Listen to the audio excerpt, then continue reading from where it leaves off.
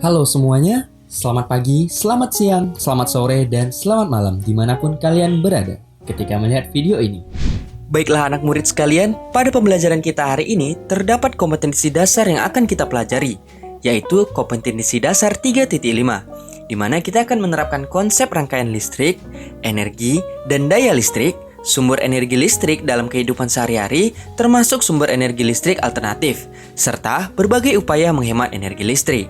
Dari kompetensi dasar di atas, terdapat indikator yang dapat kita pelajari, yaitu pertama, memahami arus listrik, yang kedua, memahami berbagai sumber arus listrik, yang ketiga, memahami rangkaian listrik, yang keempat, memahami hukum Ohm, memahami hukum Kirchhoff, konsep energi dan daya listrik, menjelaskan upaya-upaya penghematan energi listrik, dan menjelaskan berbagai sumber energi listrik alternatif ramah lingkungan.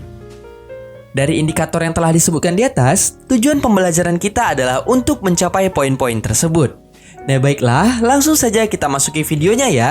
Dan jangan lupa, perhatikan dengan seksama agar kalian dapat memahami materi yang telah disampaikan. Selamat menyaksikan videonya. Pernahkah kalian mendengar istilah listrik? Tentu saja, kata listrik selalu terdengar di telinga kita. Menurut Joyce, James, dan kawan-kawan, listrik merupakan gerakan-gerakan elektron yang merupakan sebuah partikel bermuatan negatif pada suatu atom.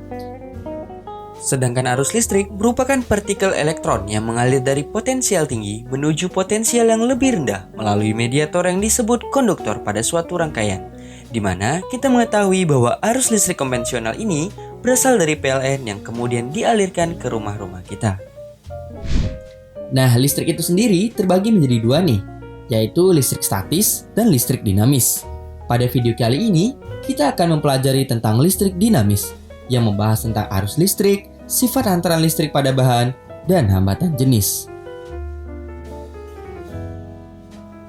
Pernahkah kalian memperhatikan lampu atau peralatan elektronik lainnya di rumah atau dimanapun kalian berada? Kira-kira dari mana ya arus listrik tersebut? Apakah dari makhluk hidup yang dapat mengeluarkan listrik? Atau ada benda lain yang dapat menghasilkan listrik? Ya, secara umum kita telah mengetahui bahwa listrik di rumah-rumah kita berasal dari pembangkit listrik.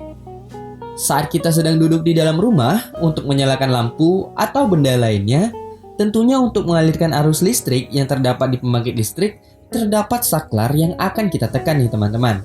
Nah, karena kita belajar tentang arus listrik, sifat hantaran listrik pada bahan, dan hambatan jenis, terdapat masalah nih yang harus kita pecahkan. Masalah apakah itu? Saat Hafiz sedang berjalan-jalan sore di kota, ia melihat pembangkit listrik yang mengalirkan listrik melalui kabel. Nah, Hafiz berpikir nih, apakah arus listrik hanya dapat mengalir melalui kabel di pembangkit listrik saja? Nah, untuk menjawab masalah di atas, duduklah berdasarkan kelompok yang sudah dibagikan oleh gurumu. Jika kalian sudah duduk berdasarkan kelompok yang sudah dibagikan oleh guru kalian, maka lakukanlah percobaan berikut ini. Pada percobaan ini, kita harus menyediakan 1 buah baterai, 3 buah kabel dengan penjepit buaya, 1 buah bola lampu kecil, 1 buah karet, 1 buah pensil kayu, kawat besi dan tembaga, penghapus pensil, aluminium foil dan kawat besi dengan panjang 120 cm dan diameter 0,5 mm. Nah, terdapat 2 kegiatan nih yang akan kita lakukan pada percobaan kali ini. Kegiatan pertama, kita akan menyelidiki bahan apa saja nih yang dapat menghantarkan arus listrik. Setelah bahan-bahan tadi sudah tersedia, susunlah alat dan bahan seperti gambar berikut ini. Sambungkan bahan yang digunakan dengan menggunakan kabel yang dilengkapi penjepit buaya. Amati nyala lampu yang terjadi dan catat hasil pengamatanmu dalam bentuk tabel berikut. Kemudian, untuk kegiatan yang kedua, kita akan menghitung hambatan jenis kawat yang dengan panjang 120 cm dan diameter 0,5 mm. Nah, rangkai alat dan bahan seperti gambar berikut ini dengan menggunakan jenis kawat yang telah disediakan tadi dengan tegangan masukan 3 volt. Ukur arus jenis kawat pada rangkaian. Tuliskan hasil pengukuran pada tabel, kemudian ulangi langkah percobaan dengan mengukur arus pada panjang kawat yang berbeda. Nah, dari percobaan yang telah dilakukan, jangan lupa nih untuk menuliskan hasil percobaannya ke dalam LKPD yang telah disediakan oleh gurumu. Diskusikan bersama teman-temanmu, kemudian konsultasikan nih kepada gurumu dan presentasikan hasilnya di depan kelas. Jangan lupa carilah sumber bacaan lain agar jawaban menjadi jelas dan terbukti benar. Nah baiklah, sebelum kita masuk ke bagian penjelasan, videonya di pause dulu ya teman-teman. Cari dulu nih jawabannya, jangan dicontek dari video ini, oke? Setelah melakukan percobaan, berikut penjelasan-penjelasan singkat mengenai konsep yang akan kita pelajari pada video kali ini. Berdasarkan percobaan sederhana yang telah dilakukan, kita telah mengetahui bagaimana diagram rangkaian listrik tertutup dan terbuka. Dari percobaan tersebut, kita mengetahui adanya arus listrik yang mengalir dalam kabel dengan membuat rangkaian tertutup menggunakan lampu. Apabila lampu menyala, maka hal tersebut menunjukkan adanya arus listrik yang mengalir pada kabel. Jika kamu memiliki buah di rumah, coba lakukan percobaan kecil ini menggunakan buah tersebut, karena beberapa buah dapat berperan sebagai sumber tegangan. Serta gunakan lempeng seng dan lempeng besi yang berfungsi untuk menimbulkan beda potensial di dalam buah. Lempeng seng berfungsi sebagai kutub negatif, dan lempeng besi berfungsi sebagai kutub positif. Adanya beda potensial dalam buah inilah yang mendorong elektron untuk bergerak, sehingga memicu aliran listrik dalam rangkaian. Jika kamu perhatikan rangkaian, ternyata rangkaian tersebut terhubung satu sama lain, sehingga rangkaian tersebut merupakan rangkaian tertutup.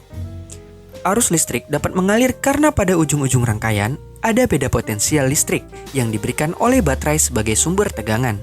Ujung kawat penghantar yang memiliki banyak elektron terhubung dengan kutub negatif baterai dapat dikatakan memiliki potensial listrik yang rendah.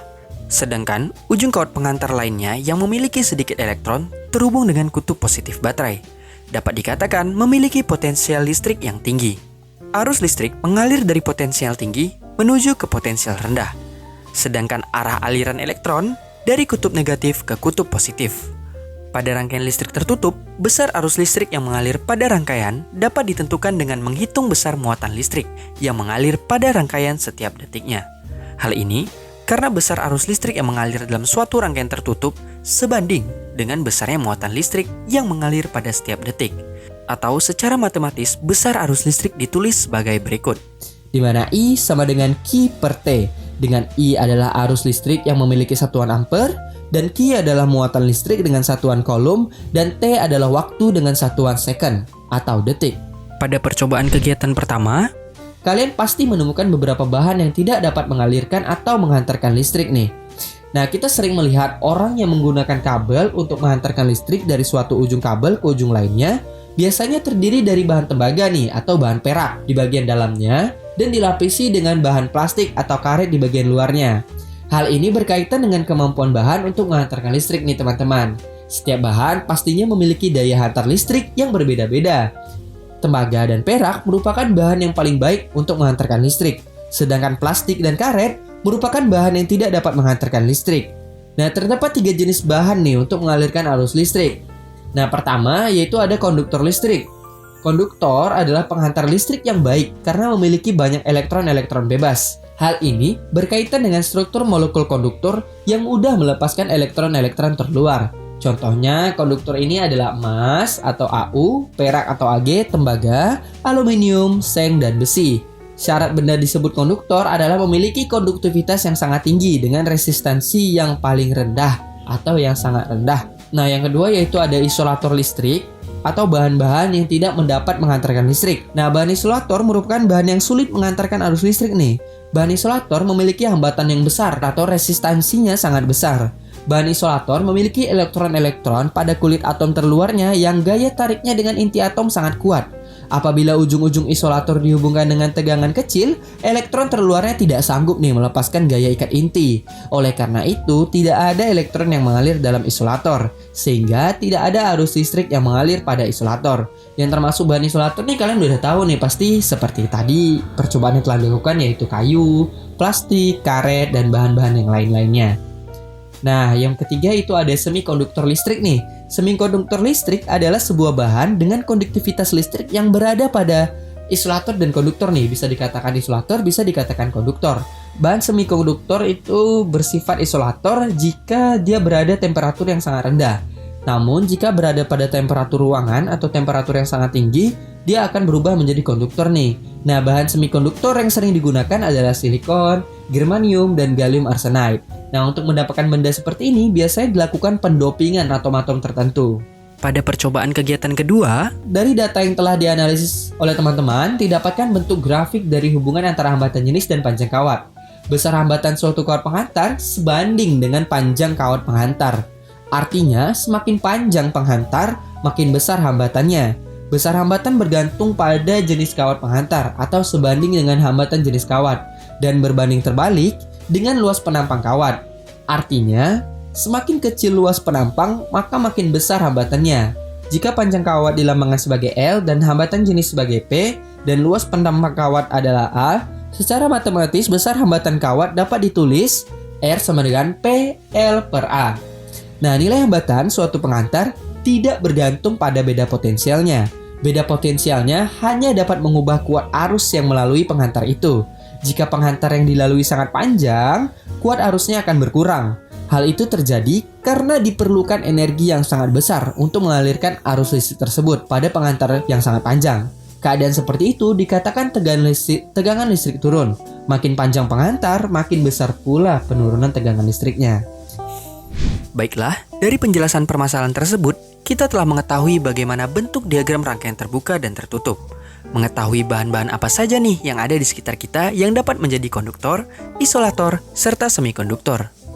Dan juga, kita telah mengetahui bagaimana panjang dan besar kawat sangat mempengaruhi arus listrik yang mengalir pada suatu rangkaian. Nah, melalui video ini, saya harap adik-adik dapat memahami materi tentang arus listrik yang telah disampaikan. Sebelum videonya saya tutup, saya akan memberikan beberapa soal nih untuk menguji pemahaman anak-anak semua tentang materi arus listrik yang telah disampaikan pada video kali ini. Silahkan dijawab ya anak-anak semua. Baiklah, bagaimana nih perasaan kalian setelah melihat video ini? Senang, biasa saja, atau susah? Sepertinya ini perjumpaan terakhir kita. Terima kasih telah menyaksikan video ini. Saya pamit undur diri. Sekian dan sampai jumpa di video selanjutnya.